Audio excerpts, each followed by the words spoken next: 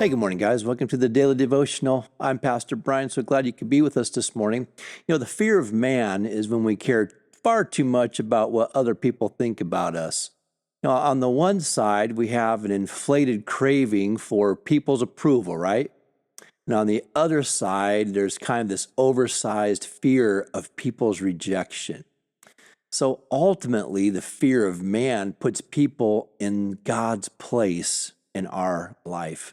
So we must overcome the fear of man by developing a greater fear of the Lord. And I love that. Develop a greater fear for what the Lord thinks. We must overcome the fear of man by developing a greater fear for the Lord. The fear of the Lord is understanding that, hey, He's in control of everything. He's right here beside us all the time. We become much, much more aware of His presence with us.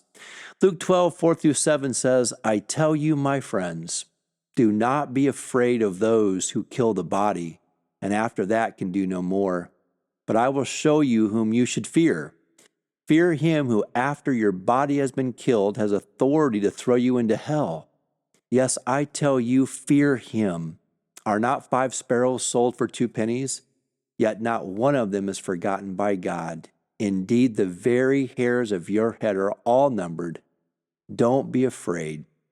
You are worth more than many sparrows. I'm just playing to an audience of one, and that is Christ. I'm a servant of the Lord, and I'm just playing to Him. One very good way to do that is to remind yourself 100 years from now, the only approval that will ever count is not what others think, but it's what God still thinks about. So don't be afraid of what others think. Ask the Lord to show you what is on His mind about you today, because we're going to sense that. We're going to know that we feel the approval of God, or we feel, hey, we've displeased God in some way. Our souls are going to feel that. What God says about you is what is most important today. Think about these things, and you will have all God's best for you today. Thanks, guys. Have a good one.